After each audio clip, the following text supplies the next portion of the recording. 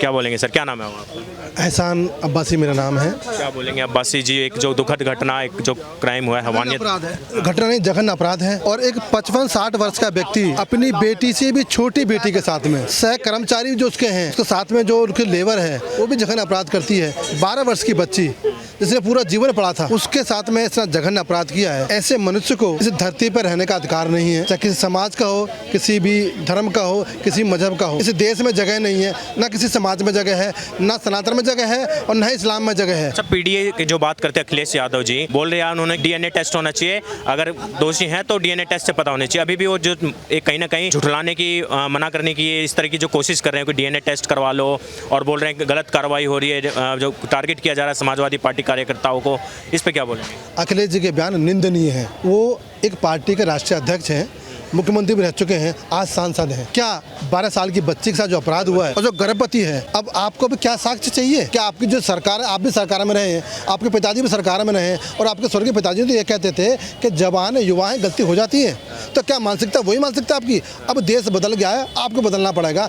आपका जो बयान है कहीं ना कहीं हमें आहत करता है, सभी समाज को आहत करता है, और उन बेटियों को आहत करता है जो कि गरीब हैं, मजबूर हैं, मजदूर हैं, डर के वजह से नहीं कह पाई, परंतु अपराध जघन्य है। अब डीएनए की मांग मत करो, अब मांग ये करो कि उसका पूरा परिवार नष्ट होना चाहिए। आप ये मांग करो कि दूसरा अपराधी ऐसा अपराध ना करे। आप ये मांग करो कि उनकी संपत्ति जब्त करो, और उनसे उनको देश को भी एक एग्जाम्पल सेट हो कि दूसरा व्यक्ति किसी भी कोई और एक मिनट आता हूँ। डिम्पल यादव जो महिला हैं, खुद प्रियंका गांधी जो बोलती थी मैं लड़की हूँ, लड़ सकती हूँ, राहुल गांधी जो पिछड़ों की, दलितों की बात करते थे, एक दलित लड़की का रेप हुआ 12 साल की, जो ये बोला जाता था, कहाँ है ये? लोगों ने एक कंडेम नहीं किया, अभी तक इसकी निंदा नहीं करी, इस घटना के एक ट्वीट तक नहीं आया। 2024 में इस चुनावी मेंढक हैं। जब चुनाव आता है, प्रियंका जी बाहर निकल आती हैं, और चुनाव में संविधान को लेकर, आचरण को लेकर भ्रम इन्होंने फैलाया। उन गरीब घरों में गए, अभी देखा मोची घर पे वो जूते साफ करा रहे हैं। आप अगर मोची के पास जाओगे तो उस बेटी का भी ख्याल रखो ना। आप आओ सदन में कहो कि सजाए मौत दो, हम सब साथ हैं, फांसी लगाओ, हम सब साथ हैं। कोई ट्रायल नहीं होगा, कोई गवाही नहीं होगी, कोई साक्ष्य नहीं होगा।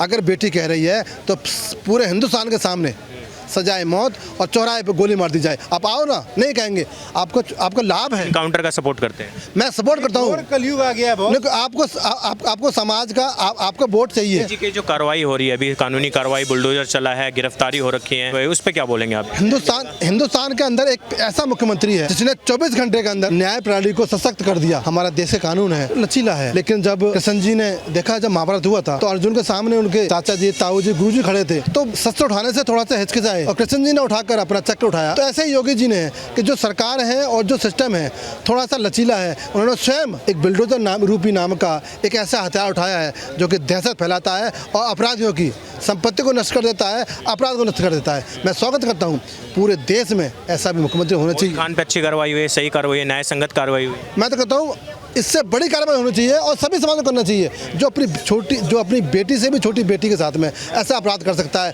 ना तो इंसान हो सकता है वो, ना मुसलमान हो सकता है, और ना ही हिंदू हो सकता है, और ना ही वो हिंदुस्तान हो सकता है। उसको कड़ी सजा मिलनी चाहिए, सजाए मौत मिलनी चाहिए, और सभी धर्म के लोगों ने और सभी पार्टियों ने इकट्ठे होकर उसका बहिष्कार करना चाहिए। इस देश के सभी नागरिकों को, सभी जातियों को, सभी धर्म को और सभी पार्टियों को, ऐसे व्यक्तियों को सामूहिक बहिष्कार करना चाहिए। और सरकारें एक ऐसा कदम उठाएं जो कि आने वाली भी पीढ़ियाँ और जो आने वाला ऐसा कोई व्यक्ति सोच के भी डर जाए कि मैं करूँगा तो मेरा घर भी जाएगा, मेरा जीवन भी जाएगा। हमें बेटियों के साथ सुरक्षा के साथ खड़ा होना चाहिए। जो अखिलेश यादव बोल रहे हैं कि डीएनए टेस्ट कराओ और फिर मामले को, ये जो बोल रहे हैं कहीं ना कहीं बचाने की जो कोशिश हो रहा है, क्या लग रहा है कितनी नीचे की राजनीति गिर गई है? मैं तो सबसे पहले कह रहा हूँ, चाहता हूँ ये जो अखिलेश यादव है, पहले मैं उनका डीएनए चेक करवाना चाहता हूँ। वो किसके वंशज हैं, वो चुप क्यों हैं? वो हमेशा, मतलब ये लगा लो, विपक्ष वाले लोग हमेशा हिंदुत्व के ऊपर पर्चा फाड़ते हैं।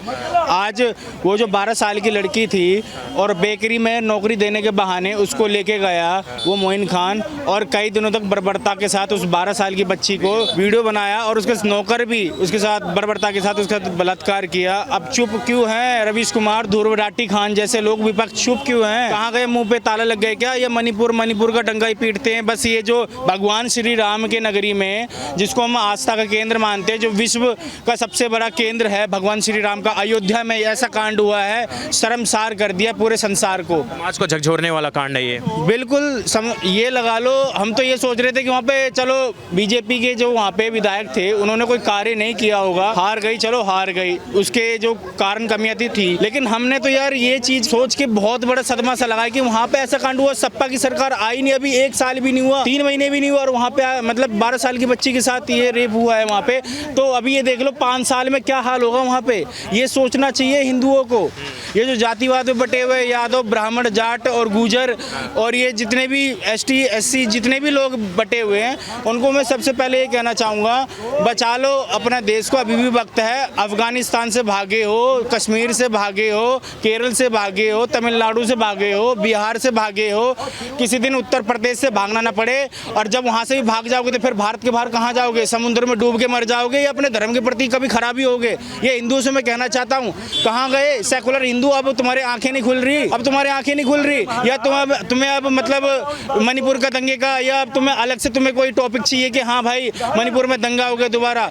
या यहाँ पे इतना बड़ा कांड हुआ है अयोध्या में, अब सबकी आंखें कान सब बंद है, किसी को कोई परवाह नहीं। 8 दिन से एक बयान भी नहीं आया, किसी ने इसका निंदा भी नहीं किया। वहाँ पे कोई मीडिया गई है, विपक्ष की जितनी मीडिया है सबको पैसे खिला खिला के मुंह बंद करवा दिया है। वहाँ पे हिंदुओं का भी मुंह बंद करवा दिया है, कोई कुछ मत बोलना। सपा के जितने हैं वहाँ पे हिंदुओं को मतलब मुंह पैसे दे के मुंह बंद करवा दिया बिल्कुल ही। बिल्कुल सोशल मीडिया में कोई खबर भी नहीं है इसकी।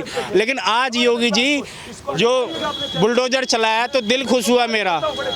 बुझी को आग कहते हैं, जली को राख कहते हैं, और जिस बारूद से बम बन जाए उसे योगी आदित्यनाथ कहते हैं।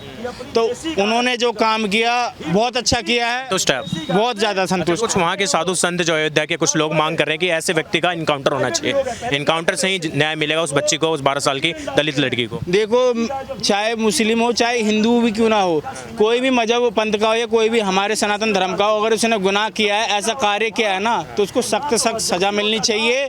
और कानून सबके लिए बराबर है, गीता कुरान नहीं, सबसे पहले कानून के हिसाब से उसको सजा देनी चाहिए। क्योंकि ये योगी जी ने भी कहा है कि ना मैं गीता से चलूंगा, ना मैं कुरान से चलूंगा, मैं चलूंगा संविधान के तहत से चलूंगा, और संविधान के तहत ही हर किसी को सजा का हकदार होना चाहिए।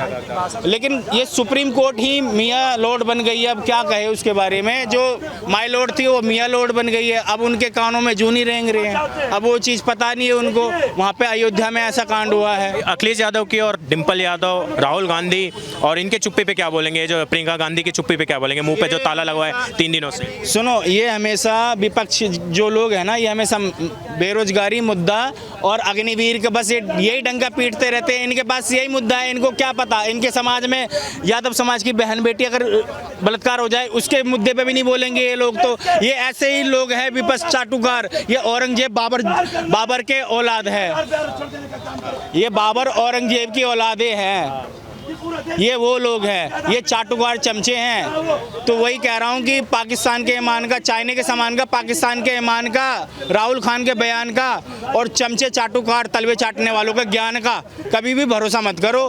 दोगले हिंदू समझ जाओ, अभी समय है। 8 घंटे की नौकरी करके हम लोग घर परिवार माता पिता अपने बच्चे को देखते हैं, लेकिन दूसरी तरफ ये जो अपना दूसरे समुदाय के लोग हैं, ये अपना जनसंख्या बढ़ा के देश को कब्जाने में लगे हुए हैं। ये हिंदुओं को समझ नहीं आ रहा। एक दिन यहीं कनॉट प्लेस के सामने वही दिन होगा जब यहाँ पे अपना कोई शब्द बयान नहीं कर पाएगा। ये वही दिन था 2014 से पहले, जो मीडिया के सामने कोई एक शब्द नहीं बोल पाता था, ये नहीं कहता था कि मैं गर्व से कहूँ मैं हिंदू हूँ। इसके जो उत्तर प्रदेश के अध्यक्ष हैं अजय राय, उन्होंने बोला है कि ये प्रताड़ित किया जा रहा है, कहीं ना कहीं बुलडोजर की कार्रवाई करके जो समाजवादी पार्टी के कार्यकर्ता हैं, योगी सरकार प्रताड़ित कर रही है इनको लोगों। मतलब उस बिटिया के ऊपर, 12 साल की बच्ची के ऊपर ये 2 लफंगे इतना घिनौना काम कर गए, वो नहीं है चिंता का विषय, वो बाबरता का विषय नहीं है। उस बिटिया ने क्या प्रताड़ना सही होगी उसका अंदाजा लगा सकते हैं आप। शादीशुदा हैं अखिलेश यादव, डिम्पल यादव धर्मपत्नी है उनकी। पता होगा कि एक पारिवारिक संबंध बनाने में कितनी दुख तकलीफें आती हैं, और एक बच्ची के साथ जब ऐसा हुआ होगा तो सोचो उसकी हड्डियां, उसकी जमीर, उसकी आत्मा कितना तड़पी होगी। उसकी एक एक चीख में एक आवाज होगी, मुझे इंसाफ दो। लेकिन उसको इंसाफ देने की जब बात आती है तो ये सारे घोर निंद्रा के अंदर चले जाते हैं। मणिपुर 5 साल के बच्चे से लेकर 50 साल के बूढ़े तक को बता दिया कि भारत के अंदर एक जगह है जहां महिला के साथ प्रताड़ना हुई, लेकिन संदेश खाली के ऊपर चुप रहेंगे।